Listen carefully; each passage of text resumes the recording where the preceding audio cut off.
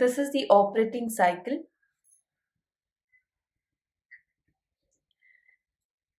Okay, so this last class we have discussed with the dangers of having inadequate working capital. We have discussed over 10 different dangers or challenges that a company can face in case they have inadequate working capital.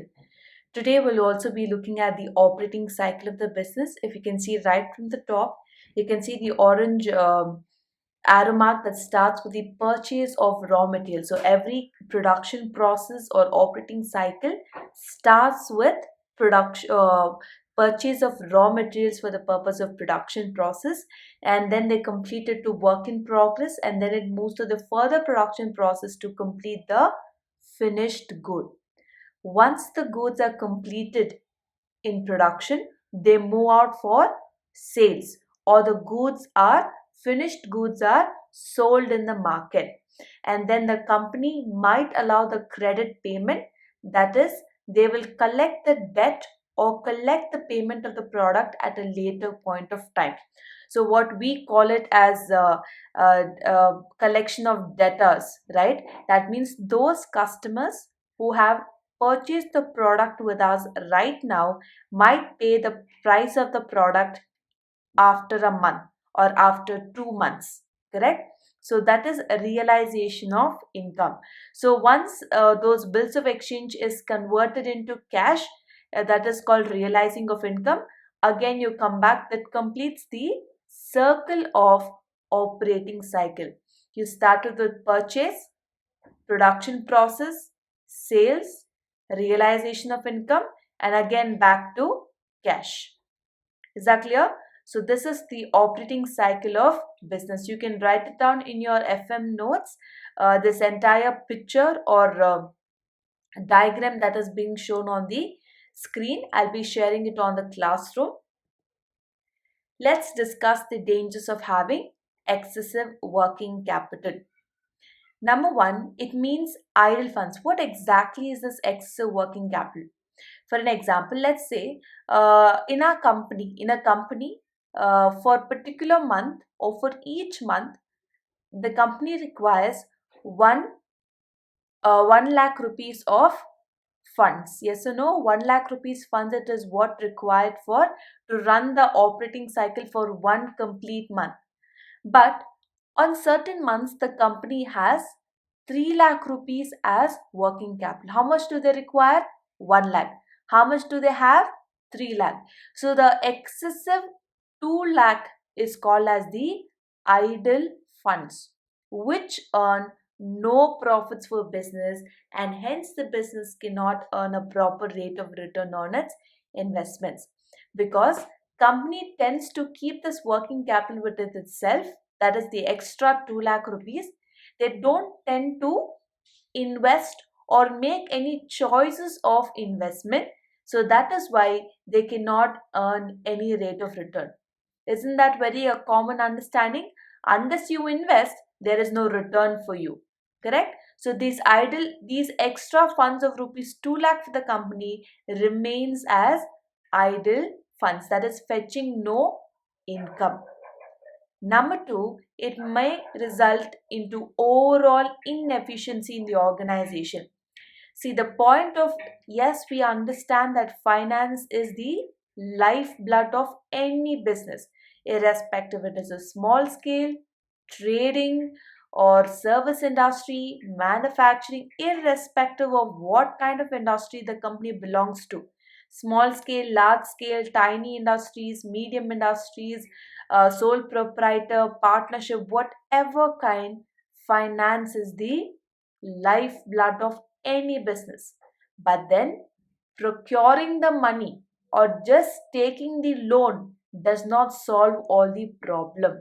Remember that getting money or procuring the funds or money is does not solve the problem. But then, how efficiently does each company use that amount of fund is what guarantees the efficiency or the profitability of individual company. I repeat that statement. Procurement of funds is not does not solve any problem or does not guarantee any fund. Now, let's say you as a company manager, you got a loan from a bank, okay, or let's say of rupees 10 lakh. Does this loan of 10 lakh that you've got, does it guarantee that your company will be profitable? Does it guarantee that your company will survive the market? Definitely not. It absolutely does not guarantee anything. But what is the point of getting that loan is you need to efficiently manage every rupee. You need to wisely use it for the sake of expenses, investment, payment of dividend, payment of bills, etc. Which, in case of this situation, that is excessive working capital, the company turns out to be inefficient.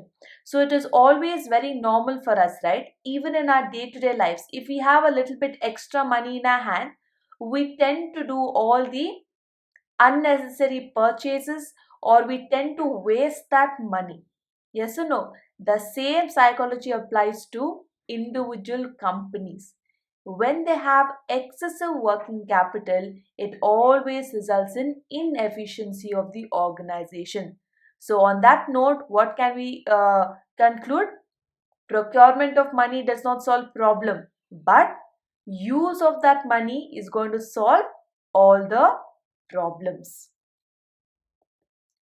Number three, it implies excessive debtors and defective credit policy, which may cause higher incidence of bad debts.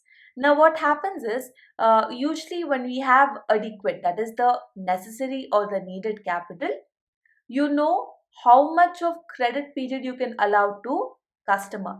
Can you allow or encourage every customer credit period? Definitely not, right? Because every customer, if you keep giving credit, you will run out of cash, or there won't be any sufficient cash for you to continue the business itself. So you need to draw limit or draw rules or a policy having effective credit policy. But when the company faces excessive working capital, what happens? The company turns out to have defective credit policy. That means the policy that you have adopted is not very healthy one, or I would say is not very wise one, which is helping the company grow. Therefore, it implies excessive debtors, which may cause higher incidence of bad debts. That means, do you think every customer that you lent out on credit, do you think all these customers are going to turn up in paying after 1 month or 2 months? There can be many customers who do not turn up to even pay the money or pay the bills. So, what does that cause? It causes high incidence of bad debts. So, when you have a debt, that means customer has purchased product from your company and has promised to pay after 1 month. After 1 month, that customer does not turn up to pay the price of the product, and you wait for 2 months. Even after 2 months, the person does not pay the money. Yes or no? So this continues, and which turns out the debts to be bad debts. You remember, in terms of when we studied the last semester banking paper, right? For a bank, when a loan does not pay back or is not repaid, what does the bank claim that has? It claims to be non-performing asset. Yes or no? When the loan is not repaid, they categorize that kind of loan into NPA, non-performing asset. Likewise, for a company, when a debt is not repaid, they term it as what? Bad debts. That means you know the customer is not going to turn up to payment. Number four, when there is a reductant working capital, it might lead to unnecessary purchasing and accumulation of inventories, causing more chances of theft, waste, and losses. This is so much in common now, correct? Now, when you have more working capital, let's say you only require 5 kgs of raw material every single month. But because this month you have excessive working capital, you start purchasing 8 kgs or 10 kgs working capital, 10 kgs of raw material, because you have more money in your hand. Now what do you do? If you think it's okay, it's good that we buying extra, but if you're not able to plan it out, it might accumulate the inventory. So unnecessarily your storage space is wasted. Okay, and if you're not using the raw materials within the limited production time period, the raw materials tend to expire, or the raw materials tend to degrade its own value. So it might even cause theft or robbery of raw materials. So what does the company make? Company makes only loss out of it. So if you're not planning your purchases within the required budget, just because you have excessive working capital and you start purchasing unnecessary raw materials, it will only result in theft, waste and losses. Number five, when there's excessive working capital, relation with banks and other financial institutions may not be maintained. You might raise a question: when you have so much money extra, why is still the relationship with banks and other institutions not good? That is because, as we have just recorded here, right? Number four, we just read unnecessary purchasing. So you have the money, but are you using the money efficiently? No, you are using the money inefficiently. Instead of paying your loan EMIs, or let's say instead of paying your, okay, for an example, let's say you have taken a loan from the bank, but then that much money is actually not required. You only require a loan of rupees 3 lakh, but you have applied for 5 lakh rupees loan. So you are unnecessarily paying for interest for extra 2 lakh rupees. I'll just repeat the example. You need 3 lakh rupees extra. So you have applied for a loan, but instead of applying for 3 lakh, you have applied for how much? 5 lakh rupees. How much do you need? Only 3 lakh. So here again you need to pay extra 2 lakh rupees amount of, okay, interest on that rupees 2 lakh. Is that clear? So that way, whatever excessive working capital the company has, it is not able to use it efficiently, on which it results in relations with banks and other financial institutions may not be maintained. Number six, due to low rate of return on investments, the value of shares may fall. Remember, we discussed here in the first point, idle funds which earn no profits. That is, business cannot earn a proper rate of return on its investment. That is what it applies here. When every accounting year, when the company has to mention its, or prepare its final accounts, that is trading account, profit and loss account and the balance sheet, you have to showcase there, right, how much interest have you earned on your investment.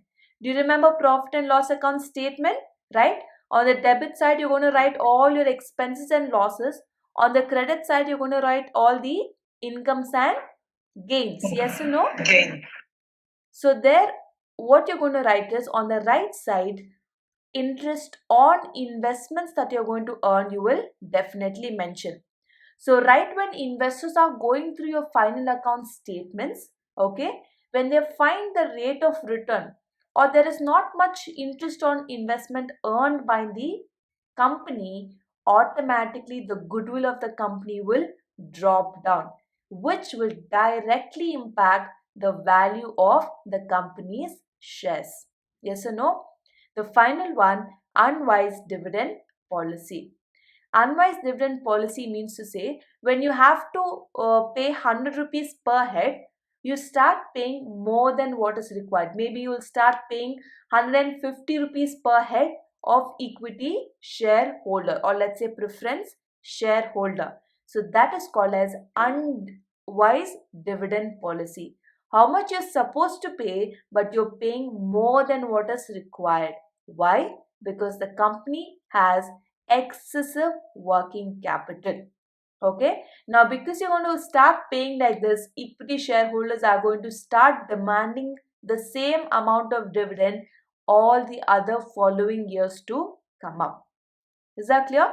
So these are the 7 different dangers of having an excessive working capital.